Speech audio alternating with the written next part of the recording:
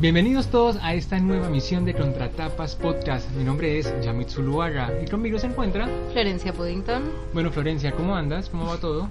Bien, todo bien, leyendo mucho. ¿Qué estás leyendo? Ahora estoy leyendo Hiroshima, de... Hiroshima. Sí. Bueno, pasa que... Me lo han recomendado mucho además, ¿no? Es como una imagen de la guerra. Sí, es hermoso, es una crónica, nunca me sale el autor, siempre me sale solo el título del libro, así que bueno, chicos van a tener que googlear. Se lo debemos.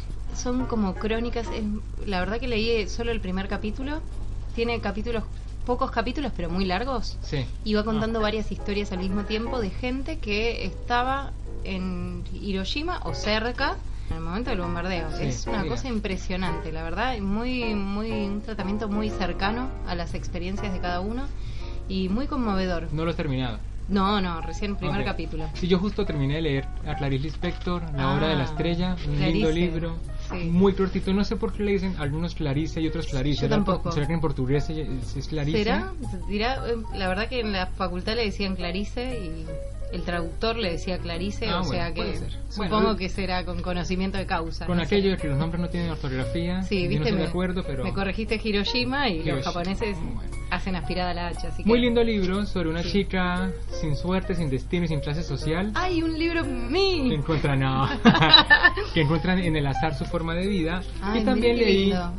Sí. Este libro de Clarice lo leíste para la facu. ¿no? Lo leí para la universidad, sí. Bien, sí. ¿y pero te dieron una línea, o sea, era una línea temática, alguna Sí, estamos razón? viendo como el tema de la literatura y la vida, ¿no? Cómo la vida es reflejada en la literatura y qué tan objetivo, tan subjetivo o tan engañoso puede ser, ¿no? Ay, qué lindo, ¿eh? Ese es un tema que tendríamos que tratar nosotros también acá en Sí, en vidas en la literatura, me parece Vidas. muy buena idea. Sí. Y también leí este libro que me lo recomendó mi amiga Florencia. Yo.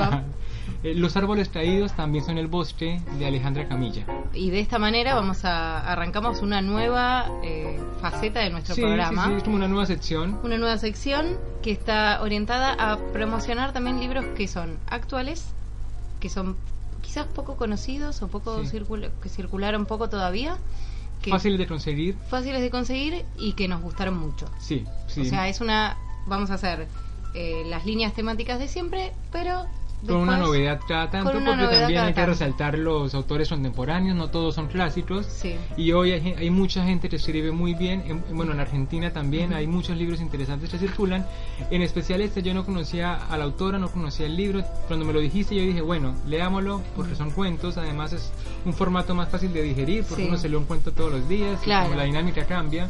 Porque además nuestra dinámica va a ser que cada uno va proponiendo los que para uno fueron significativos, nos gustaron. Así que esta vez llegamos a oscuras. Claro. ¿no? Y bueno, yo había leído algunos cuentos, no los había leído todos. Pero... ¿Del libro o de la autora? De la autora. Bueno, de este libro, porque además tiene muy poco publicado realmente. Sí, tiene 2 libros. 2 libros, sí. Y además, el otro es de cuentos también, no estoy segura. Creería que sí. Es muy difícil conseguir información sobre ella. Bueno, ella es Alejandra Camilla y el libro es... Camilla con K-E-Y, Sí, ¿no? Camilla viene del japonés, sería Camilla para los japoneses. Y el libro se llama Los árboles caídos también son el bosque. Y tiene un hermoso título, ¿no?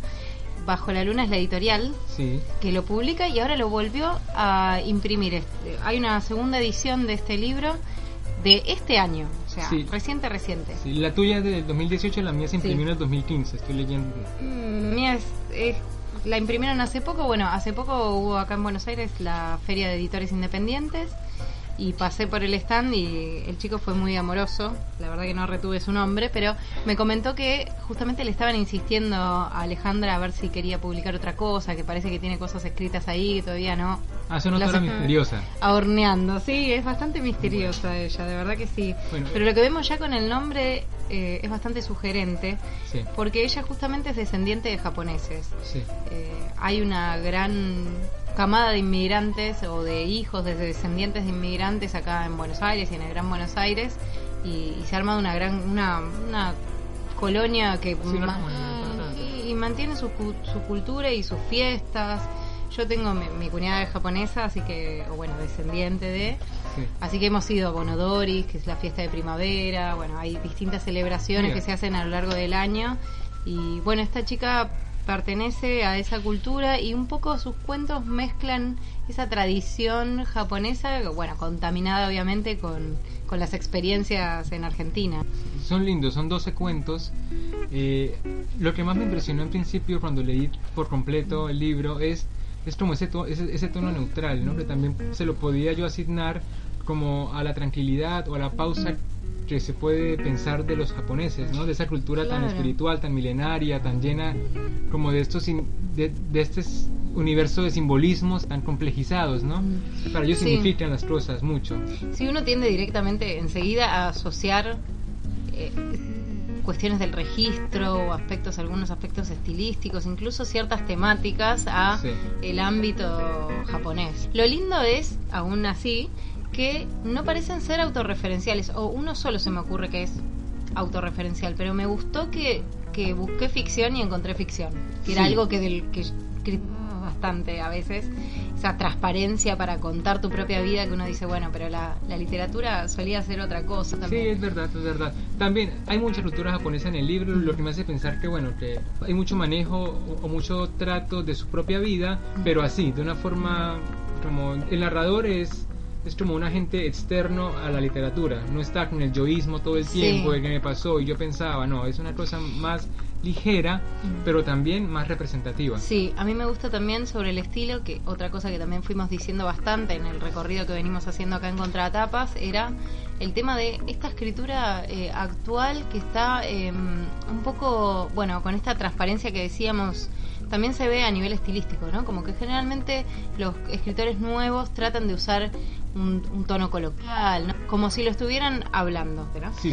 A mí me gusta que ella, en cambio, eligió un estilo sencillo, pero muy poético y muy trabajado, porque no es una pavada.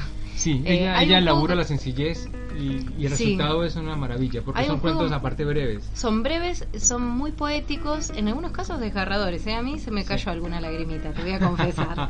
Bueno, sí, el lector interpelado, ¿no? Sí, totalmente. Bueno, la dinámica para hoy pensamos es que cada uno eligió 3 cuentos, son 12, pero no vamos a comentar los 12 completos porque sería un poco tirarnos el libro, ¿no? Porque son cuentos tan cortos que si les decimos un poco es como si les dijéramos la totalidad. Y además porque queremos que este espacio también funcione como un motivador para la lectura, o sea, que también ustedes tengan ganas de buscar el libro y de leerlo, o googlear algún cuento, que seguramente alguno publicado en internet hay, pero sí también queremos transmitirles un poco de esto que sentimos cuando lo leímos, y que les llegue, o que tengan una idea de cómo es Alejandra Camilla cuando escribe, para que se enamoren ustedes también. Por lo menos ese es nuestro objetivo. Propósito. Y luego empezamos con el primero, que fue uno de los que yo elegí. Dale. Se llama Desayuno Perfecto. Sí. ¿Querés leer un pedacito? Sí, voy a leer el inicio, si les parece. Y después vamos a la trama. Sí.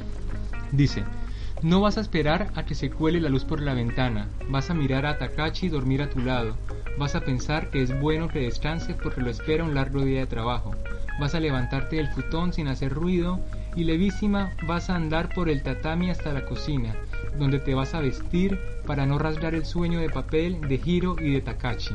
¿Ves? Es una imagen inicial del día, se despierta, pero todo lo escribe de una forma como tan leve, tan dulce, tan suave, que uno se siente ahí, ¿no? Despertándose. Y el cuento en realidad es como un cuento receta de cocina o una receta de cocina cuento. Sí, si alguna vez hacemos literatura y comida, que también tendríamos que hacer porque hay mucho, bueno, este es un cuento muy representativo de eso, porque en realidad, como ya el título nos adelanta, es una protagonista que va a preparar un desayuno muy especial para su familia. Correcto, además el cuento, como tú decías, es sensorial completamente. Podemos percibir los olores, las texturas, los sabores, el proceso. Porque justamente como es un desayuno muy especial, ella va a ir al mercado, va a comprar un pescado especial. Entonces está toda la preparación bien detallada. Me gusta ese recurso que ya se ve en la primera oración, que dice: no deja esperar que se cuele la luz por la ventana. Esa segunda persona. Es bastante más frecuente de lo que parece, pero en realidad no se puede abusar de este recurso. No puedes hacer 5 cuentos así. Tienes que hacer un hito cada tanto, ¿no? Sí, y me parece que funciona muy bien para interpelarte a vos como lector, digo, como que enseguida te metes como si vos fueras parte de ese mundo. Sí, porque en realidad es un diálogo directo del autor con el lector, individualizado, sí, ¿no? Exacto, pero en realidad, claro, obviamente está hablando de la protagonista, no del lector, pero tiene ese efecto atrapante que funciona siempre, es una cosa increíble. Sí, y bueno, y en general es como la sinopsis también percibí mucho que es como el deseo de una ama de casa por ser percibida, ¿ves? Sí.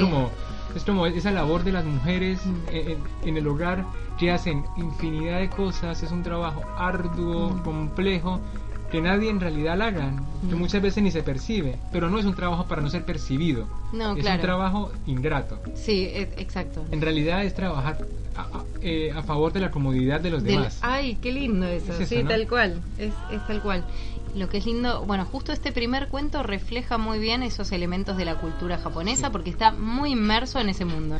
Tenemos todos protagonistas japoneses, con los nombres ya nos damos cuenta, y después con el contexto, ¿no? Desayunan con pescado, ya, sí, rarísimo. Tienen un tatami en la casa, duermen, sí, en un futón, bueno, todas cosas que refieren a esa cultura y ese ámbito. No en todos los cuentos son así, eso vale la pena aclararlo. Este cuento tiene un final bastante... Sí, hay un giro inesperado, pero que no alcanza a completar. Es decir, al final tenemos como un giro hacia la muerte que no se condensa. Entonces puede ser o no puede ser un final catastrófico para un cuento. Yo lo había dado por cerrado, por caso cerrado. Y a mí me parece que como el libro como pronto queda abierto, también existe la posibilidad del arrepentimiento. Entonces no termina de cerrar la idea, ¿no? O tú o para ti. Para mí había terminado, pero está bien, porque acá es la libre interpretación. Sí. Puede ser, lo tendré que volver a leer a ver si yo rastreé ese último gesto de ella despidiéndose. Es muy diciente, por cierto. Sí, es muy y además despidiéndose mirando la foto de su familia, ¿no? Pero no lo cierra, ¿ves? No deja de respirar el personaje. Y eso es lo que me causa bueno, vos intriga. crees que diga, y se murió. Completamente, porque si no es así, no se ha muerto. Claro, todavía hay chances de rescatarla. Bueno, eso es un cuento lindísimo. Bueno, es un... Sí, en realidad tiene, a ver, 2, 3, 4, tiene 5 páginas. Ah, bueno, sí, un cuento hermoso. Y hablando de esto también, bueno, tiene este final sórdido, donde imaginamos o podemos intuir el suicidio de la protagonista. Sí. Sin embargo, el tono nunca pasa al melodrama. Creo que ahí ese es el gran hallazgo de esta autora, que puede hablar de temas totalmente angustiantes, a veces sórdidos, a veces realmente aberrantes, y lograr la maestría de no caer en el melodrama o el dramatismo exagerado, y además lograr que uno como lector lo perciba como o lo reciba como de una manera muy muy suave. Sí, que eso lo dan mucho los personajes, es decir, no tiene personajes histéricos ni neuróticos al extremo ni psicóticos. Claro. Son personajes que un poco aceptan con humildad y conciencia su destino, sea cual sea, ¿no? Sea voluntario o sea involuntario. Pero eso es muy lindo porque no tenemos a la típica persona sumida en la preocupación o en la angustia por la decisión que va a tomar. No, son personajes que todos los actos es como si estuvieran medidos y aceptados interiormente, me parece. Y de nuevo, ¿no? De nuevo ahí se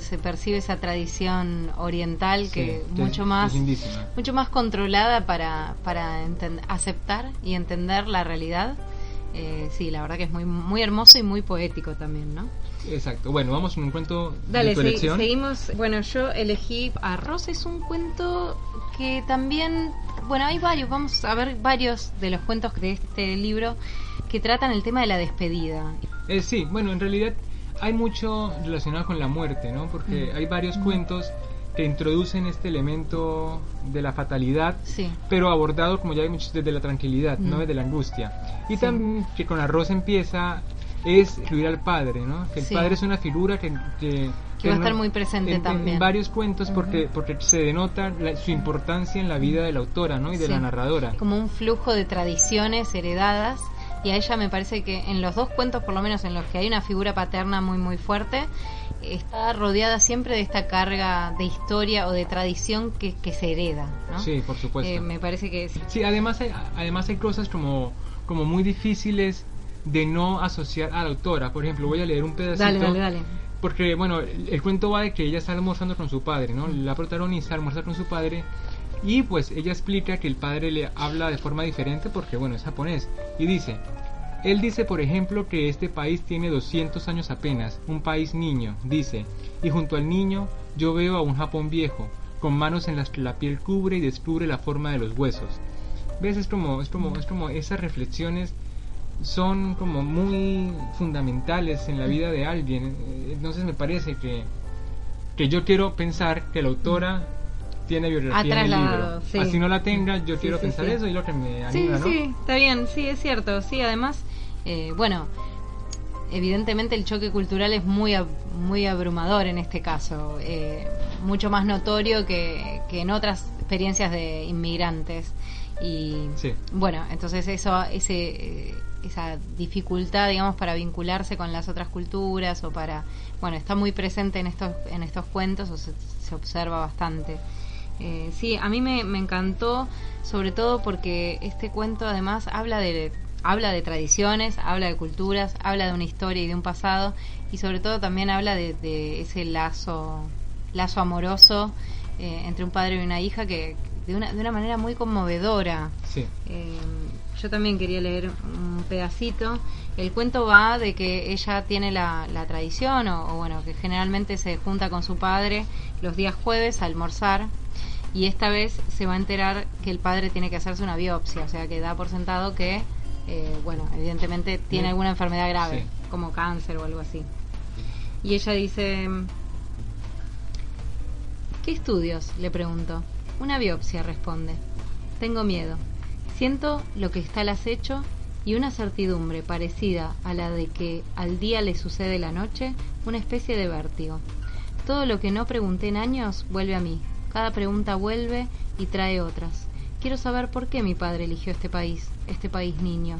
Quiero saber cómo fue el día en que supo que había comenzado la guerra. Cómo fueron cada uno de los días que siguieron hasta el día en que llegó a esta tierra. Quiero saber cómo eran sus juguetes y su ropa, cómo era ir al colegio durante la guerra, cómo era el puerto de Buenos Aires en los 60, si le escribía cartas a mi abuela, qué decían. Quiero saber los colores, las palabras, el olor de la comida, las casas en las que vivió. Una vez me contó que cuando recién había llegado no se metía en la bañadera, sino que se lavaba fuera de ella y solo se sumergía en el agua cuando estaba limpio, porque ese era el modo en que se hace en Japón. Como esas, quiero que me cuente más cosas, muchas, todas. Quiero que me cuente cada día para que no lo sople el tiempo, tal vez para escribirlo. Dejarlo agarrado con tinta a un papel para siempre. ¿Por dónde empezar? ¿Dónde empiezan las preguntas? ¿Cuál es la primera? Es muy hermoso y muy suave, ¿no? Porque ahí está narrando una despedida. Sí. Después, bueno, está atravesado por todas las tradiciones, y el tema del arroz viene por la tradición de la limpieza del arroz para comerlo. Sí. Además es un libro que, bueno, es un cuento que homenajea al Japón siempre, ¿no? Sí. Siempre que se menciona alguna tradición japonesa y ella describe el origen, o sea, o el recuerdo que le hace traer la acción al cuento, lo hace de una forma sublime, respetuosa, como vanagloriando ese pasado que ella no vivió, pero que su padre sí le ha transmitido, ¿no? Y claro, que es como que está en su sangre, por digamos, supuesto. ¿no?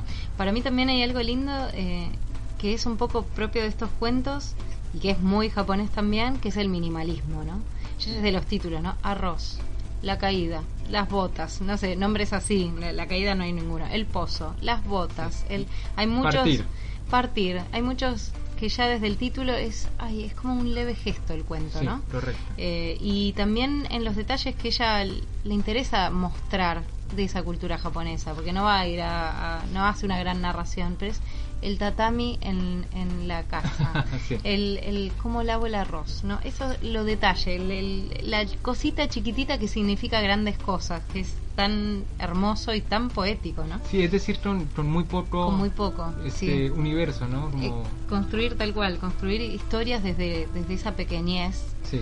Pero una pequeñez bien elegida. Por eso a mí me gusta que siempre se dice de la poesía que la poesía es eso, ¿no? Es la parte más minimal de la literatura, porque es donde expreso de todo con muy poquitas palabras, sí. Y me parece que acá funciona muy bien la poesía de los cuentos, porque justamente son cuentos breves, son cuentos muy atravesados por elecciones de vocabulario, que todavía no llegamos a ningún ejemplo, sí. Pero ya vamos a ver, y que enamora mucho en esos gestos leves. Es cierto. Bueno, avanzamos con otro cuento. Uno de mis cuentos, Los restos del secreto, se llama. Sí. Página 13. El segundo cuento del libro. El segundo cuento, correcto. Bueno, y acá también abarca otra dimensión de la relación humana que tiene con sus personajes, que es la amistad. Sí, y además nos trasladamos bien a Buenos Aires, al ámbito más local, ¿no? Sí, por supuesto. Porque acá ya no tenemos personajes japoneses, tenemos personajes argentinos. Sí.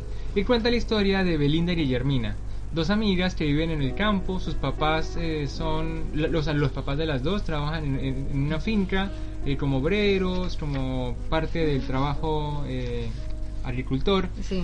Y ellas son amigas del colegio. Entonces son amigas, pero y construyen El Secreto, que es como un lugar que ellas arman como una especie de caverna, como de casa. Tienen como estas tradiciones de niños de hacer siempre juegos juntas. Correcto. Y eso lo hacen a solas. Y en un momento el papá de Guillermina lo ascienden a capataz y por encima del papá de Belinda, es decir, era uno del otro y bueno, ahora de repente y se empieza a fraccionar la relación entre las dos familias y por coincidente entre las dos niñas, porque a Belinda le prohíben visitar o conocer, ver a la amiga, pero ellas insisten y siguen viéndose. Luego se cambian de ciudad, Guillermina se cambia de ciudad, se va para el pueblo, se queda en el campo y se escriben cartas y ella va a caballo a visitarla. Los papás se enteran, es muy lindo porque el cuento narra la manera en que el amor se dio obstaculizado por la familia, que en este caso no es amor, es decir, tenemos presente amor de amistad, los Capuleto y los Montesco, claro, ¿no?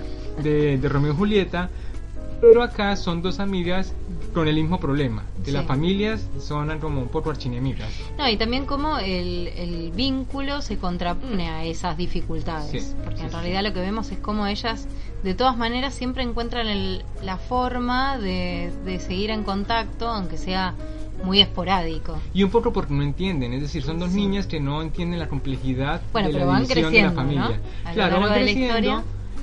Pero se separan físicamente cuando una de las dos se vaya del pueblo a otra parte muy lejana y se siguen mandando cartas. Claro. Y siguen conectándose, pero la vida entera mandándose cartas. Se mandaban un montón por año y se fueron contando tus hijos, qué pasó con tu vida, qué pasó con la mía. Fue desarrollando, o sea, continuaron con sus vidas como toda persona. O sea, uno va viendo a través de las cartas que cómo se van haciendo primero más grandes, después van teniendo sus propias familias. Sí, es realmente... Sí, además hay una frase que me gusta mucho porque la mamá de Belinda le dice a ella en un momento: lo que las une es la separación.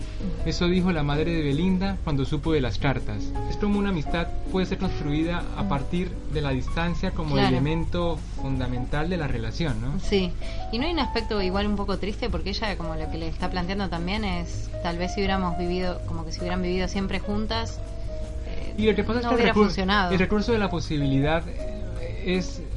a menos de que se aborten, es impensable. Claro. Es decir, nada nos hubiera dicho que hubieran sido más o menos amigas, si hubieran seguido juntas, y por eso el cuento, ¿no? Sí, porque el cuento habla de la distancia, no de la amistad. Claro. Que es una maravilla, es un retrato del tiempo, ¿no? Que en realidad hubiera servido perfecto para nuestra temática del tiempo, por eso, por cómo administramos de forma consciente y sensorial y emotiva la distancia. Sí, y el paso del tiempo. Sí, y de nuevo acá el gesto mínimo de contar una amistad. Sí. De contar, porque en realidad no es que no pasan grandes cosas, la vida pasa, ¿no? De estas dos chicas. Pero no es que hay un hecho trascendental que transforma todo. Claro. Más bien es ese gesto, es mostrar que existe esto, ¿no? Sí, correcto. Que los lazos entre personas son así. Sí. Es un registro, sí. Es un registro, claro. Es muy bonito el cuento, la verdad. Muy hermoso. Es uno de los que más me gustó. Que aquí no entró un ejemplo de lo que decíamos del uso del lenguaje, ¿no? Dale, a ver.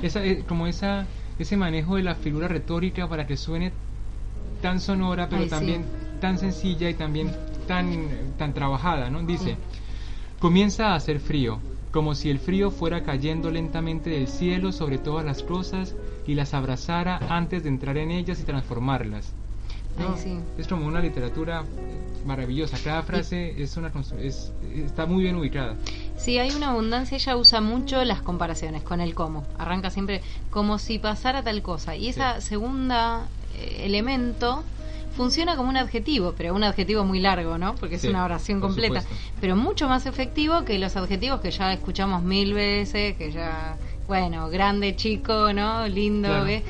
De repente cuando, qué sé yo, una de las cosas que los talleres literarios que siempre te dicen es la forma de adjetivar, que no caer en lo trillado o en el lugar común. Encontrar, y ¿no? Esto es, claro, es por eso digo que me parece que es una sencillez muy trabajada. No es la sencillez de, bueno, escribo como habla la gente en la calle. Sí, no. Yo no sé por qué la gente piensa que los autores que tienen ese estilo es porque les sale así. O sea, a nadie les sale así. Escribir es una cuestión complicada, difícil, sí. ¿no? Es una de edición, de corregir.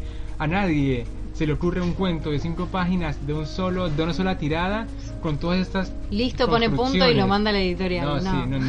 No pasa eso. No pasa eso.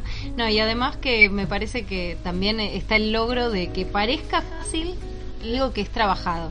Sí. O sea, que no parezca, porque eso quiere decir que no está sobrecargado. O sea, cuando uno lo ve demasiado ampuloso, para mí tal vez no funciona tanto. En cambio, esto es una lectura tan fácil de seguir, tan sensible, tan delicada al oído, pero hay todo un trabajo atrás que por ahí no se nota la primera leída, pero después uno repasa y sí, hay un trabajo ahí poético que bueno. Que es muy... Pero no se nota, eso es lo que tú dices, es como el artificio llevado a la invisibilidad. Claro, que es lo mejor, ¿no? Cuando más efectivo es. Correcto. Siguiendo con los cuentos, bueno, yo quería mencionar que se llama Fragmentos de una conversación. Sí. Es uno bastante sintético porque además cambia el tono acá. Sí. Por ahí veníamos con estos medio melancólicos que donde se roza o se toca el tema de la despedida. Y Fragmentos de una conversación es también una historia de una despedida, sí. Pero con un tono un poquito más alegre, o bueno, más... Sí, un poco humorístico es jovial. No sé, ¿vos lo sentiste así también? Sí, completamente. Bueno, la historia va en realidad son pequeños fragmentos o episodios de conversaciones entre una señora mayor, que también, ¿no? Una señora que uno se la imagina como Mirta Legrand, yo me la imaginé, ¿no? Claro, la señorona, la matrona. Una señorona medio chapada a la antigua, con modales clásicos también, de buena posición, que está contratando a una empleada doméstica para que esté con ella y se ocupe de sus cosas. Sí. Lo interesante acá es cómo se va a dar el vínculo entre estos dos personajes, porque hay como un tira y afloje, ¿no? Este personaje, esta señora grande, una señora así chocha, ¿no? Adinerada.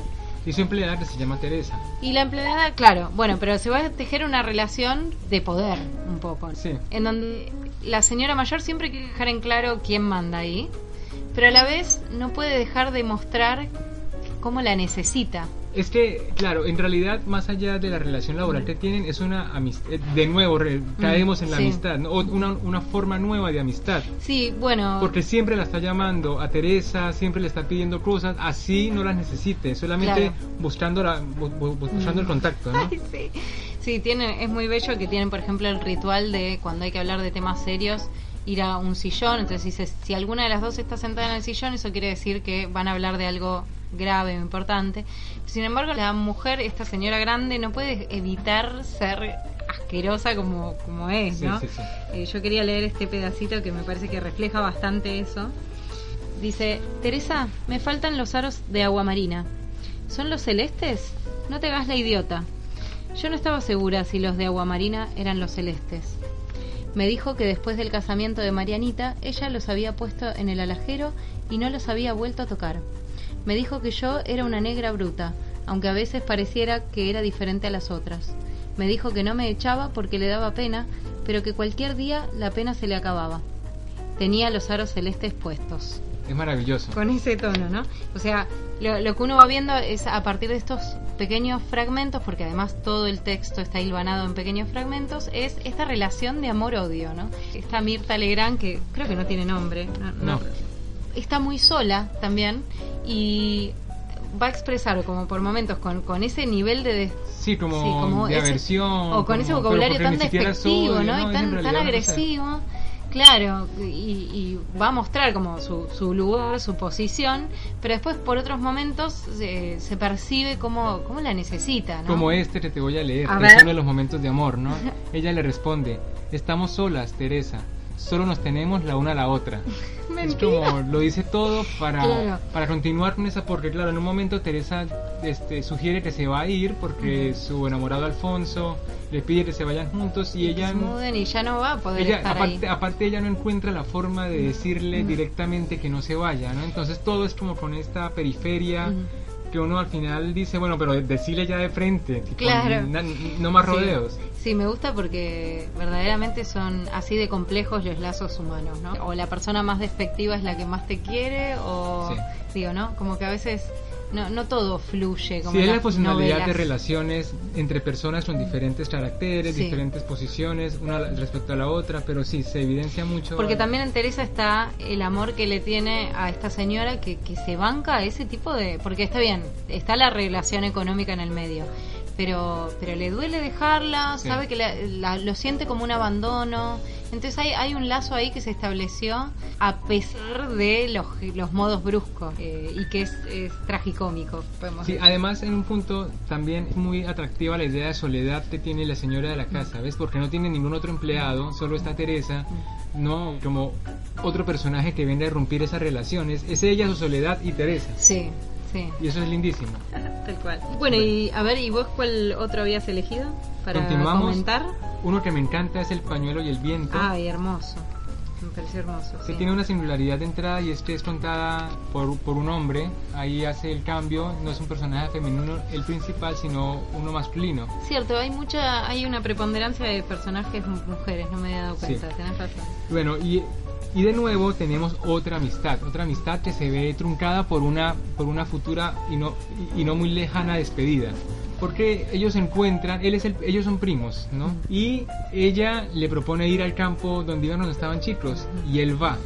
Y cuando él va, después de muchísimo tiempo de no verla, la primera imagen que tiene es ella viniendo en la estación del tren a por él y tiene un pañuelo en la cabeza. Claro, porque se van a encontrar ahí.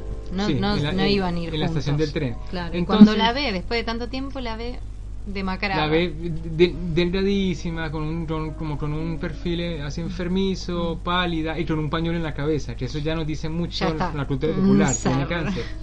Y entonces, porque él se imaginaba ese reencuentro como una forma de volver a conectarse con un familiar con el que había perdido contacto. Sí, y hay como una sugerencia de romance también. Él, no sé, me dio esa sensación. Sí, porque como por que parte ya desde el principio se sugiere como, bueno, a ver qué onda. Sí. Si aparte, pinta. En un punto él como que después toma la iniciativa, después pero ella como que no. Querida, te confundiste. Sí, esto ha marcado el número no válido. Pero entonces termina, deviene este relato que inicialmente puede ser romántico en una cosa de despedida también. Entonces vuelve otra vez el elemento que ya hemos tratado, la amistad, la despedida. Exacto, hay ciertos tópicos que se repiten, ¿no? La muerte, la despedida y la amistad o el lazo, y una de los momentos muy lindos es que él, que es el que está contando la historia, él homenajea a la belleza, ¿no? Él empieza a divagar sobre la belleza y cuando ella está en un caballo andando, que el viento le saca el pañuelo de la cabeza y se lo lleva. Claro. Es como él dice que nunca la vio tan bella, ¿no? Era como la idea cerrada de hermosura de una mujer en la que se encuentra esta idea de la muerte, esta idea de la enfermedad, esta idea del pasado, esta idea de familiaridad. Claro, sí. Bueno, es cierto eso.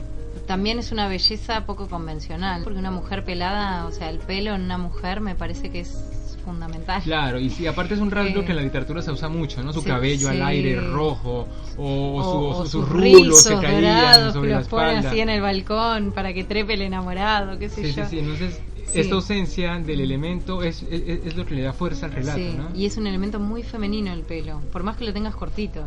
¿No? Una mujer sin pelo no es inconcebible. Sí, bueno, y es más difícil de representar en la literatura, ¿no? Como con todo esto que la trae. Un cuento, en realidad uno de los más preciosos, y en el que más incluye a la muerte de forma directa. Sí. Porque, por ejemplo, en Arroz el papá le cuenta de la biopsia, pero hay que dar el hasta asunto. ahí, sí. En ella dice, me voy a morir, ella dice... Y muere. Claro. O sea, en el desenlace, digamos, lo contamos, igual no es importante realmente, porque ya lo sabes desde el principio, o sea, la ves pelada y ya sabes que bueno, que eso no va a terminar bien. Pero por ahí no es tan importante si muere o no, sino el gesto que anuncia una despedida. Correcto, más bien. Así es. Claro. Y yo por último quería mencionar Partir como otro de los grandes cuentos de este libro. Me parece que este cuento, bueno, un poco vuelve retoma la cuestión de la cultura japonesa. Y directamente la figura del padre. Y la figura del padre, sí. Amé esos dos. Son iguales, claro. Pero me encantaron. O sea, no son iguales, pero tienen muchos puntos en común esos dos cuentos. Y son los dos muy hermosos. El tono es el mismo, ¿no? El tono es el mismo, pero me gustó que en este caso la experiencia es más de ella. Bueno, es del padre, pero también atravesada por ella. Lo que cuenta ahí, bueno, ella. El narrador. Claro, el narrador. Aquí estás ya interpretando, sí, Flor. Sí, no lo puedo evitar. No, bueno, es que uno la ve con esa mirada japonesa y ya no podés evitar. En este cuento se expresa, bueno, la llegada de la inmigración, o ella, la historia familiar a partir de la inmigración, y cómo a ella le tocó vivir eso, la sensación de sentirse parte de nada, porque no sos japonés, tampoco sos argentino, sos esa mezcla de las dos cosas. Cómo convivir con eso en la edad de la niñez, cuando por ahí además señala como que, bueno, que le hacían bullying o que se sentía incomprendida, que tenía ella una cultura distinta, ¿no? Entonces hacía cosas que sus compañeros no entiendo, yo desayuno así, ellos desayunan de otra manera, y como que ese desapego que tanto le costó. O sea, aceptar que su padre haya decidido partir de y que se sintiera conforme con esta vida acá tan distinta de los lazos o de las tradiciones con las que venían.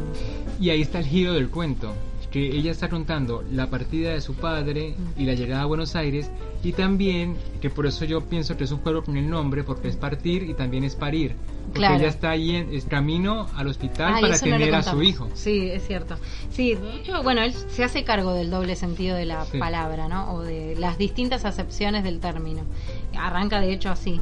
Y justamente, claro, ella va a poner, o bueno, de algún modo uno pone en realidad en conexión la historia de su llegada a esta tierra con la historia de la llegada a este mundo de su hijo. Correcto, ¿no? así es. Como que va a funcionar de maneras, bueno, en conjunto, ¿no?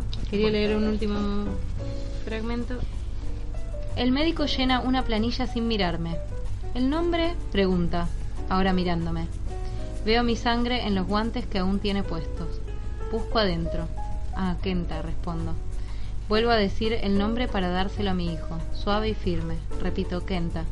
Siento que soy una parte de algo mucho más grande. Algo que empezó del otro lado del mundo, donde la gente acomoda los zapatos cuando se los saca y sigue acá, donde la gente los deja como quiere.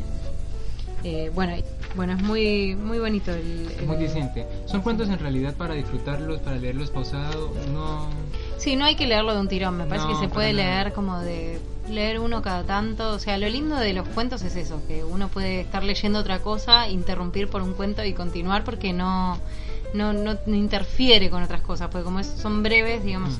Aparte es como una lectura del goce, ¿no? Es como que nunca te vas a encontrar con algo que en realidad afecte el estado de ánimo en el que uno les enfrenta. Es cierto. Uno incluso los momentos difíciles los atraviesa con una serenidad que solamente alguien venido de Oriente nos puede transmitir a partir de la lectura. Tal cual, es que no tiene golpes bajos, no va por ese lado. O sea, si bien se tratan temas, más bien yo diría que es melancólico por ahí, pero no que pero no es triste. Es más bien melancólico, como que te genera, te conmueve, pero no cae en el ni en el cliché, ni el abuso del recurso, y tampoco en el, como decías, en el melodrama llevado al modo novela mexicana. Sí, tal cual. Así que bueno, esta es nuestra experiencia con este libro y esperamos que ustedes también tengan ganas de leerlo y disfrutarlo también. Editorial Bajo la Luna, así que muchas gracias por estar con nosotros acá en este nuevo episodio de podcast y nos vemos en una próxima emisión. Flor, ¿algo más por decir? Nada más sobre el libro, anticiparles que se viene otra serie de cuentos con un nuevo tema. Y el nuevo tema va a ser la vejez. La vejez. Va a ser el tema que enfrentaremos a partir de hoy en Contratapas. Con otro invitado también. Con otro invitado que ya sabrán quién es. Bueno, saludos a todos. Pásenla bien. Buena semana. Chao, Buena chao. semana.